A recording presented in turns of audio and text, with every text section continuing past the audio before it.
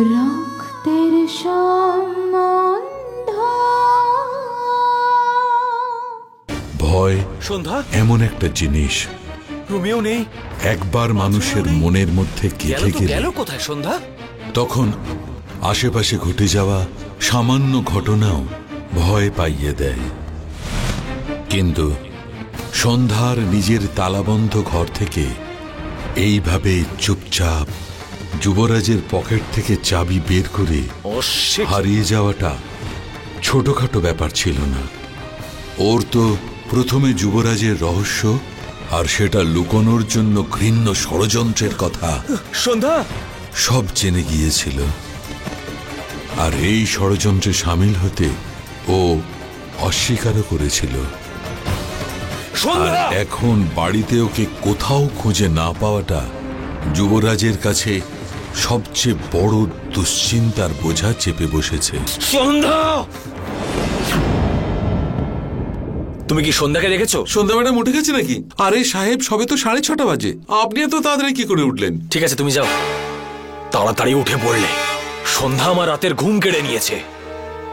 সম্ভবত রাতে কোথাও চলে যায়নি তো আবার? সন্ধ্যা,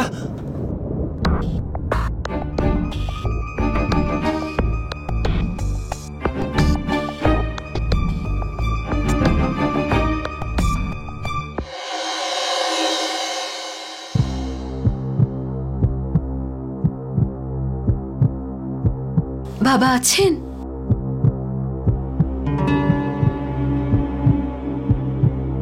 বাবা আছেন? সন্ধ্যা, সন্ধ্যা, তুমি এখানে? তোমাকে যুবরাজ একা ছাড়লো কেন? তুমি ঘরের বাইরে, আই মিন। আসলে মা, ওই যুবরাজ ঘুমোচ্ছে, আমি ওর পকেট থেকে চাবি বের করে তালা খুলে এসেছি। আমি যদি চাইতাম পালাতেও পারতাম, কিন্তু আমি এরকমটা করিনি, কারণ আমি এখনো এই পরিবারের মান সম্মান নিয়ে চিন্তা করি। আমার এখনো মনে হয় যে এই পরিবার আমার সাথে ন্যায় অবশ্যই করবে। তুমি কি বলতে চাইছো? মা, আমি যতটা সম্মান আমি বাবাকে করে থাকি ততটাই আপনাকেও করি। সেই জন্য যে কথাটা আমি ওনাকে বলতে এসেছিলাম সেটা আপনাকেও বলতে পারি। তুমি যা কিছু বলতে চাও পরিষ্কারভাবে বলো। মা, মা, আপনিও তো একজন স্ত্রী, তাই না? তাহলে আপনি আমার কষ্টটা কেন বুঝছেন না? আমার সাথে যা কিছু হয়েছে সেই সব কিছু আমি একটা দুঃস্বপ্ন ভেবে ভুলে যেতে চাইছি মা। যুবরাজ যেমন আছে আমি ওকে তেমন ভাবেই গ্রহণ করে নেব মা। আমি একজন স্ত্রী হওয়ার সুখ না পেলেও আমার চলবে মা। আমার কাছে যুবরাজের স্ত্রী হওয়ার মর্যাদা পাওয়াটাই বেশি গুরুত্বপূর্ণ। ওকে খুশি রাখার জন্য আমি সব কিছু ভুলে যেতে চাই মা। কিন্তু ওকে শুধু একটা কথা বুঝিয়ে দিন মা, যে ও যাতে আমার সম্মান নিয়ে খেলা কোনোভাবেই না করে। আমাকে যাতে ও কোনো পর পুরুষের সাথে সম্পর্ক করতে বাধ্য না করে। আমি পারবো না এসব, কোনো স্ত্রী এটা করতে পারে না।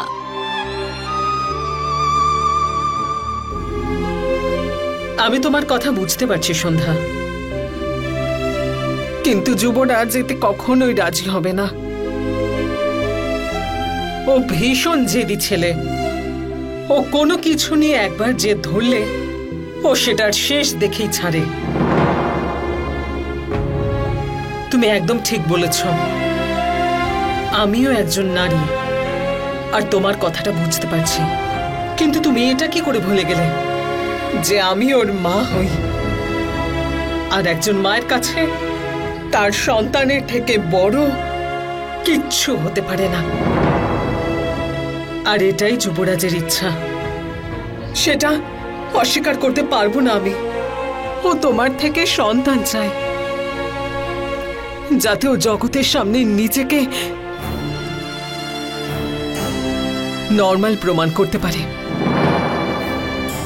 আর তুমি জানো তো মা, এই কাজে তৃতীয় ব্যক্তি ইনভলভ না হলে এটা হবে না। আমার কথা শোনো মা, যুবরাজের এই ইচ্ছেটা পূর্ণ করো। আমি নিজে তোমায় কথা দিচ্ছি, এই কথাটা বাইরে কেউ জানতে পারবে না। এই কথা আমি কোনোদিনও কাউকে বলবো না।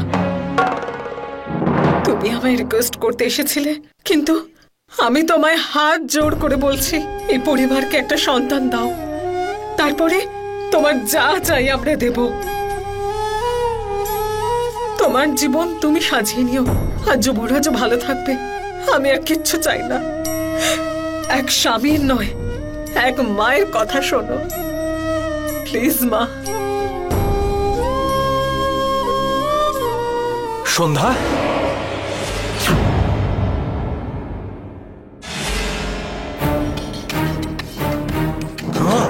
তুমি এখানে?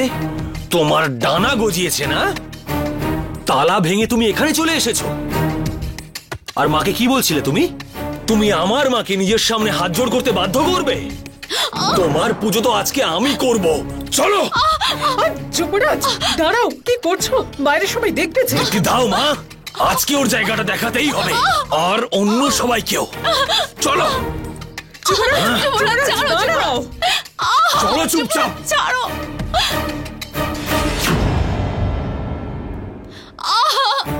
যুবরাজ ছাড়ো, যুবরাজ আমি কোথাও যাইনি। আমার পকেট থেকে চাবি বের করে দরজা খুলেছো তুমি? তুমি পালানোর চেষ্টা করছিলে? না না যুবরাজ না, আমি কোথাও পালাতে চাইনি। আমি তো শুধু মা আর বাবার সাথে কথা বলতে গেছিলাম। তোমাকে বারণ করেছিলাম না কারোর সাথে কথা বলতে? বারণ করেছিলাম তো।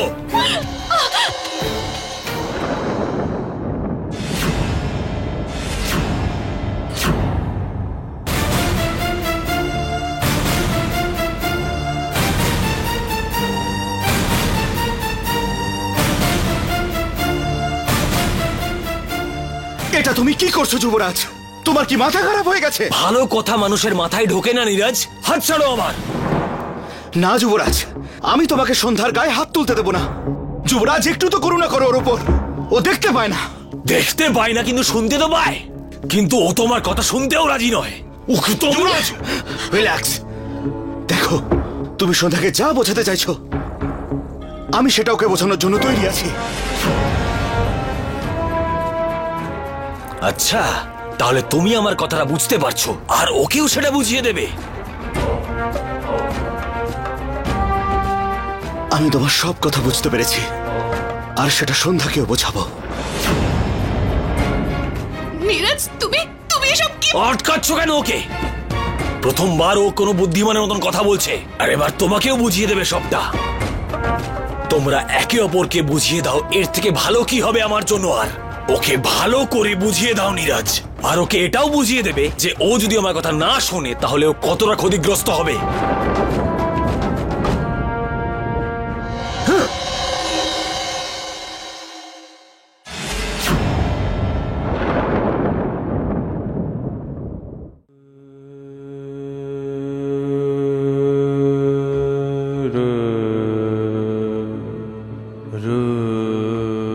তুমি হাঁটতে গেলে না? না যায়নি। কি করব ওখানে গিয়ে? যেখানে বেঁচে থাকারই কোনো ইচ্ছে নেই, তাহলে স্বাস্থ্য চর্চা করে কি হবে? আমি তো এখনো বেঁচে আছি কি করে সেটাই বুঝতে পারছি না। সকাল সকাল কি হয়েছে বলো তো?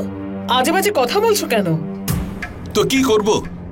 এই বাড়িতে আমার কথা কেউ শোনে বোঝে? এখানে তো সবাই নিজের মর্জি মতো চলে। আমি তো শুধু সবকিছু হওয়া সত্ত্বেও দেখে যাই, কিচ্ছু করতে পারি না। আর সন্ধ্যা, আরে ও বেচারি তো একজন অন্ধ মেয়ে, ওর সঙ্গে তোমরা এইসব কি কাণ্ড করছো? ওর বুদ্ধিমত্তার জন্য তোমরা ওকে বোকা বানাতে পারোনি, তাই ওর উপর জোর খাটাচ্ছ।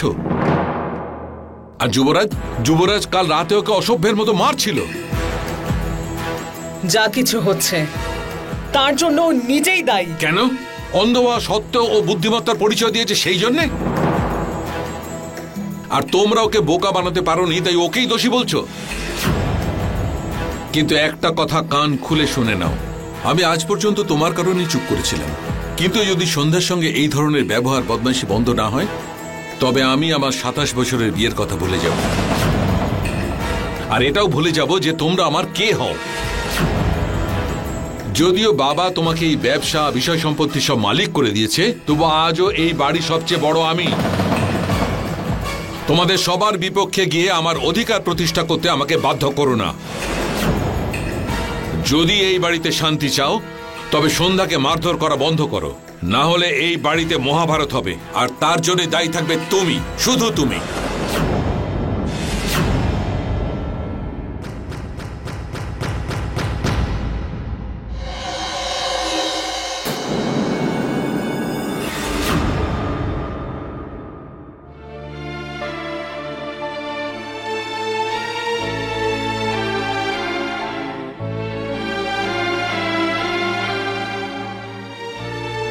তোমার চোখের জলটা মুছো। আমি চাই না তোমার এই সহানুভূতি। শেষ পর্যন্ত তুমিও ওদের হয়ে কথা বলছো। সন্ধ্যা, আমার কথাটা আমার শোনো। নাম মুখে আনবে না তুমি। আর আমার শুনতে কি বাকি রয়ে গেছে বলো তো? তুমি তো ওদের সব কথা বুঝতে পেরে গেছো, তাই না? ওদের নোংরা কাজে তুমি ওদেরকে এখন সাপোর্ট করছো, আর এখন আমাকে বোঝাতে এসেছো। ছি নীরজ, ঘেন্না করি আমি তোমাকে। তুমি যেমনটা ভাবছো সেটা একদমই নয়। হ্যাঁ, আমি মানছি যে জাগিরদার পরিবারের এই নোংরা খেলাতে আমি সায় দিয়েছি। আর এক্ষুনি আমি যুবরাজকে কথা দিয়েছি যে আমি তোমার সাথে সম্পর্ক করে সন্তানের জন্ম দেব। এখন আমাকে বিশ্বাস করো আর একটু আমাকে বোঝার চেষ্টা করো। আমি যতক্ষণ এই প্ল্যানের মধ্যে থাকবো তোমার চরিত্রে কেউ দাগ লাগাতে পারবে না। সন্ধ্যা, আমি সত্যি বলছি, আমি এই সব কিছু তোমার জন্যই করেছি।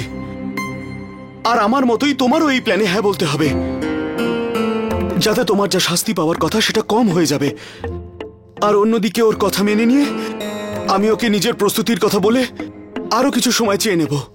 কিন্তু কিন্তু নীরজ, তার মানে হলো আমাকেও তোমার সাথে হ্যাঁ বলতে হবে? হ্যাঁ সন্ধ্যা, সন্ধ্যা, আমার কথাটা বোঝার চেষ্টা করো।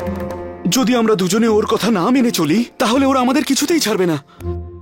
আমার বদলে ওরা তোমার কাছে অন্য কাউকে পাঠিয়ে দেবে।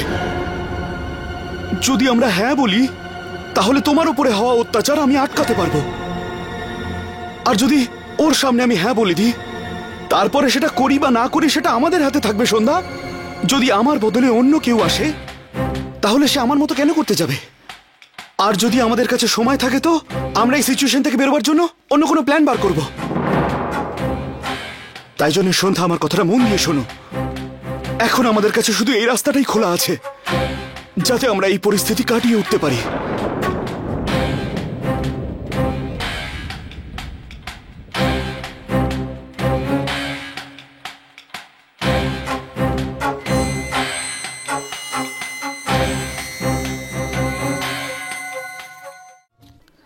তুমি অফিসে যাবে না আজকে? তুমি অফিসে যাও, আমি আস্তে আস্তে করে নেব, পারবো। তুমি যাও। কি করবে তুমি? দেখো, এমনিতেই হসপিটাল থেকে ডিসচার্জ না নিয়ে তুমি বাড়ি এসেছো। বাড়িতে তোমার তো রেস্ট নেওয়া উচিত, তুমি তো রেস্ট নিচ্ছ না।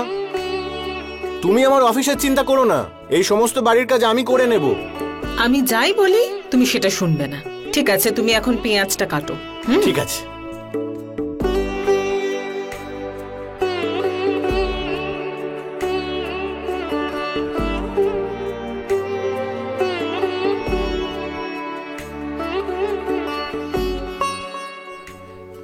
আমি বলেছিলাম না তোমায়, তুমি ছাড়ো তো এসব। সাহায্য করার বদলে কাজ বাড়িয়ে দিচ্ছ। হয়ে গেছে তো। একটা কথা বলি, যদি তোমাকে সাহায্য করতেই হয় বাড়ির বাইরের কাজগুলো সেরে এসো, এটা আমি করে নেব। যাও তুমি।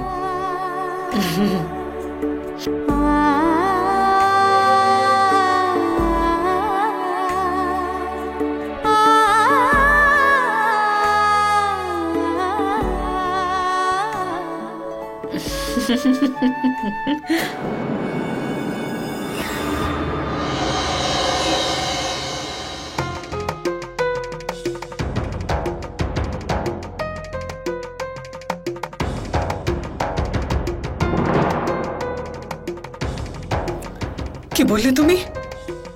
নীরজ, সন্ধ্যা, তোমরা দুজনে? হ্যাঁ বড় মা, আমি তৈরি আছি। এই পরিবার আমার জন্য অনেক কিছু করেছে, তাহলে আমি এটুকু করতে পারবো না? আর কথাটা যদি যুবরাজের ব্যাপারেই হয় তাহলে আমার এত ভাবাই উচিত হয়নি। আই এম রিয়েলি সরি, আমার অনেক বড় ভুল হয়ে গেছে।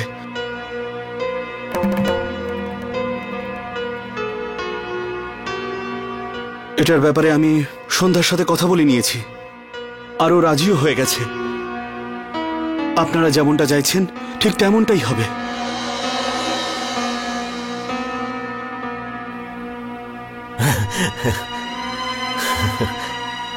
নীরজ, আরে বাবা, দেরি হলেও সঠিক সিদ্ধান্ত নিয়েছ। তুমি আমাদের সবাইকে কতটা আনন্দ দিয়েছ এটা তুমি জানো না। আমাদের মাথা থেকে অনেক বড় বোঝা তুমি নামিয়ে দিয়েছ। হ্যাঁ, ভগবান আমার কথা শুনেছেন, উনি চাইছেন বলেই তুমি এই কথাটা বললে আজ। আর সন্ধ্যা তোমার কথা মতো এই ব্যাপারটা এত তাড়াতাড়ি রাজি হয়ে গেল।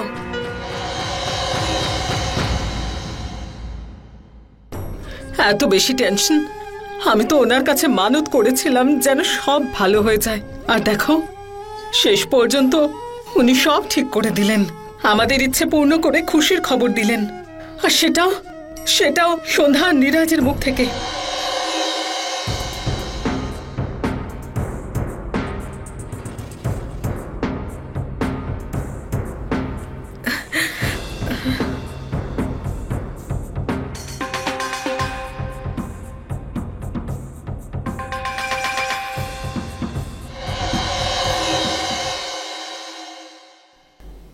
সন্ধ্যা, তোমার এই উপকার আমি কোনো দিনও ভুলব না। মা, শুধুমাত্র আপনার কাছে একটা অনুরোধ আছে।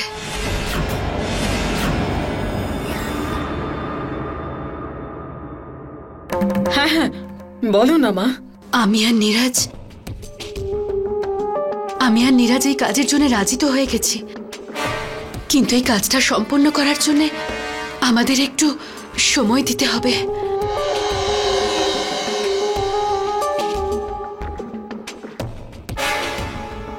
হ্যাঁ বড় মা, 10-15 দিন, তারপরে আমরা দুজন। কোনো ব্যাপার নয় বাবা, আমরা সবাই তোমাদের দুজনকে বিশ্বাস করি। কি যুবরাজ,